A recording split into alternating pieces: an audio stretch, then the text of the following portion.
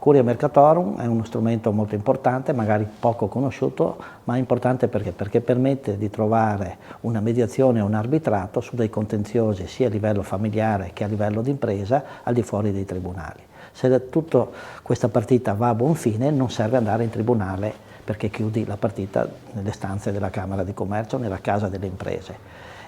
Ha una sua storia dal 1995, questo servizio viene erogato per le province di Treviso e di Belluno, di Venezia e di Rovigo, quindi 4 province su 7.